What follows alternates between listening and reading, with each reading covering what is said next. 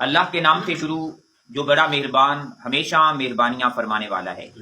میرے اللہ نے حکم ارشاد فرمایا ہے وَنُيَسِّرُكَ، فرمایا ہم آپ کے لیے سہولت پیدا فرما دیں گے،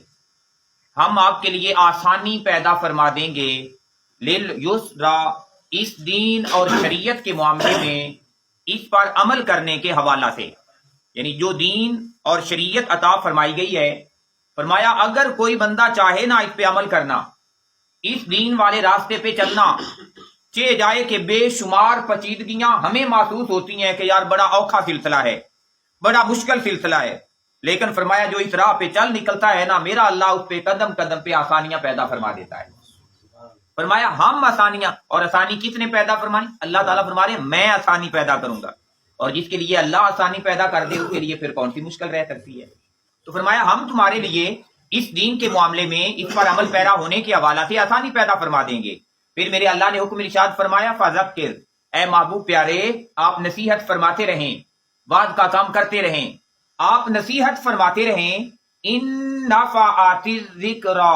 کہ بے شک یہ جو نصیحت کرنا ہے یہ نفع دیتا ہے ضرور بر ضرور،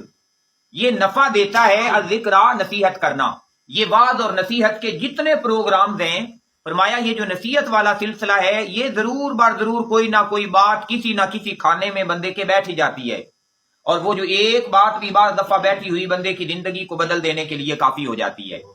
گویا پتہ یہ چلا کہ یہ جو وعد اور نصیحت والا کام ہے یہ بڑا انتہائی مفید کام ہے، تو ہمیں جہاں جہاں زندگی میں موقع ملے کسی وعد اور نصیحت کے پروگرام کو اٹینڈ کرنے کا، تو ہمیں پھر فوراً نکل جانے والی کوشش نہیں کرنی چاہیے۔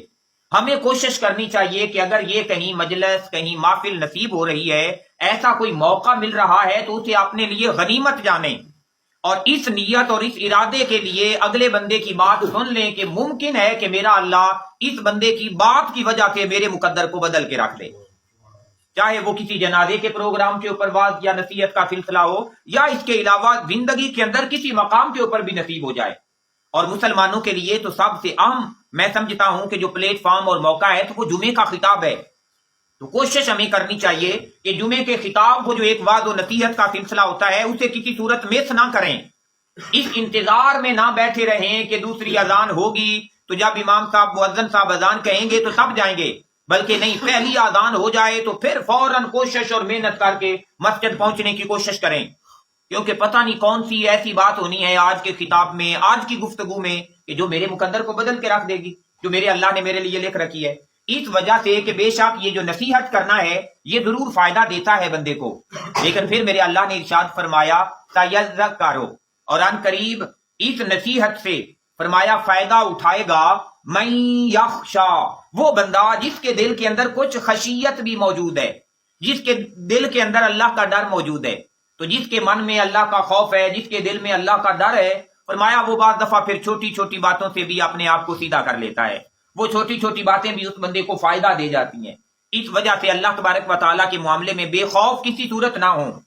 تکبر نہیں کریں، غرور نہیں کریں، اللہ کے دربار کے ساتھ بغاوت نہیں کریں، اللہ کے احکام سے سرکشی نہیں کریں، تو ہمیشہ کوشش کریں فرما برداری، اطاعت، عاجزی، انکساری، جھک جانے والے معاملات کو اپنا لیں۔ جب ایسے معاملات کو اپنا لیں گے پھر میرا اللہ قدم قدم کے اوپر آسانیاں بھی پیدا فرماتا جائے گا اور قدم قدم کے اوپر سہولتیں بھی پیدا فرماتا جائے گا۔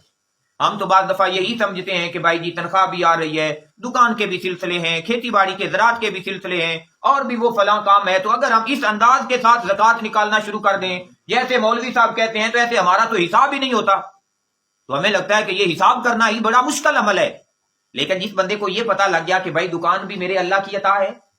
نوکری بھی میرے اللہ کا فضل اور میرے اللہ کی مہربانی ہے، اور اگر زمینیں جو ہیں یہ فصلیں دے رہی ہیں، زمینیں اناج اگا رہی ہیں، تو یہ سارے سلسلے بھی اللہ کے فضل اور اللہ کی مہربانی سے آ رہے ہیں۔ تو جب یہ سب کچھ میرے اللہ کے فضل سے آ رہا ہے، تو جب میرا اللہ مجھ سے مانگ رہا ہے کہ مال ہے تو زکوٰۃ دینا ہے، فصل ہے تو اس کا عشر دینا ہے، تو بھائی جب میرا اللہ مانگ رہا ہے تو میں حساب کیوں نہ کروں؟ تو پھر بندہ اس کی طرف آ جائے گا، اس کے لیے آسانی پیدا ہو جائے گی اور اس کے لیے سہولت پیدا ہو جائے گی۔ ورنہ بھائی جی گھر سے پیسے نکال کے باہر دینا سوکھا کام نہیں ہے، یہ سوکھا اسی کے لیے ہے جس کے دل کے اندر اللہ نے اپنی خشیت اور اپنا خوف رکھ دیا ہوا ہے، جسے پتا ہے کہ میرا اللہ میں اس کے راستے پہ دوں گا، وہ دنیا میں بھی مجھے محتاجی کی طرف نہیں جانے دے گا اور آخرت کی عزتیں بھی مجھے عطا فرما دے گا۔ پھر میرے اللہ نے اگلی بات ارشاد فرمائی، فرمایا وَيَتَجَنَّبُهَا، فرمایا اس سے پہلو تہی اختیار کرتا ہے، اس سے دور بھاگتا ہے، نصیحت سے، وعظ کی باتوں سے، خطاب سے، فرمایا اس سے دور بھاگتا ہے الاشقا، وہی جو بدبخت ہے۔ فرمایا بدبخت بندہ ہی وعظ اور نصیحت کے سلسلے سے دور بھاگتا ہے، وعظ اور نصیحت کی بات کو قبول ہی نہیں کرتا ہے، وہ اسے قبول نہیں کرتا۔ اللہ فرمایا یہ وہ ہے جو یصلا، جسے ڈال دیا جائے گا، النار، آگ کے اندر، الکبرا، جو بہت بڑی آگ ہے۔ گویا پتہ چلا کہ وعظ اور نصیحت کے جو جتنے مواقع ہیں، جس بندے نے وعظ اور نصیحت سے کوئی فائدہ حاصل نہ کیا، یہاں تک کہ وہ پھر مخالف ہو گیا اللہ کا بھی، اللہ کے رسول کا بھی، اللہ کے دین کا بھی، اس نے کچھ قبول ہی نہ کیا وعظ اور نصیحت والا، تو فرمایا یہ جو حق سے دوری ہے نا، یہ بندے کو کھینچ کے جہنم کی طرف لے کے چلی جاتی ہے۔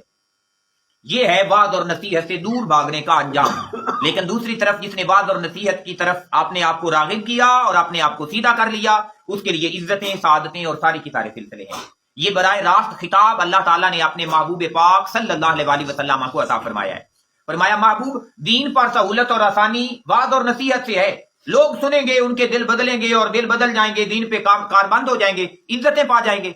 لیکن وہ کافر، وہ مشرک جو آپ کی باتیں نہیں سنتے، جن کے بارے میں قرآن بھی کہتا ہے کہ قرآن کی آیتیں پڑھی جاتی تو وہ اپنے کانوں کے اندر انگلیاں ٹھونس لیتے کہیں ہمارے اندر اثر نہ کر جائے، تو جنہوں نے یوں اپنے آپ کے لیے وعظ اور نصیحت کے دروازے بند کیے، کافر اور مشرک رہ گئے، تو وہ اس سے دور ہو گئے۔ تو گویا پتہ چلا براہ راست کہ وعظ اور نصیحت کے اندر اللہ نے ایسی برکت رکھی ہے، اور اللہ کا شکر ہے، میرے اللہ نے اسلام عطا فرمایا ہے، میرے اللہ نے ایمان عطا فرمایا ہے، اور ہمیں اس اسلام اور ایمان میں اپنے اعمال کی بڑھوتری کے لیے ایسے مواقع ضرور جو ہیں ان سے فائدہ اٹھانا چاہیے۔ لیکن وہ کافر بندہ جو وعظ اور نصیحت سے دور رہا اور آخرت میں جہنم کی آگ کے اندر دھکیل دیا گیا، تو میرے اللہ نے ارشاد فرمایا ثم لا یموت، فرمایا پھر وہ مر بھی نہیں سکے گا اس جہنم کے اندر، وہ مر بھی نہیں سکے گا فیہا، اس جہنم میں، ولا یحیا، اور فرمایا اس کی زندگی بھی پھر کوئی زندگی نہیں ہوگی، اس کا مرنا بھی نہیں ہوگا کوئی اور اس کا جینا بھی نہیں ہوگا کوئی، آخرت کے اندر جب اسے جہنم کے اندر پھینک دیا جائے گا۔ اللہ تبارک و تعالیٰ سے دعا ہے کہ میرا اللہ ہمیں آخرت میں جہنم سے اور جہنم کی سختیوں سے ہمیشہ ہمیں محفوظ فرمائے، اور میرا اللہ اس دنیا کی زندگی میں وہ تمام سلسلے جو میرے اللہ نے ہماری ہدایت کے لیے بنائے ہیں، میرے اللہ نے ہماری بہتری کے لیے بنائے ہیں، جو میرے اللہ نے ہمارے بھلے کے لیے بنائے ہیں، میرا اللہ ہمیں ان تمام سلسلوں سے بھلا حاصل کرنے کی توفیق عطا فرمائے۔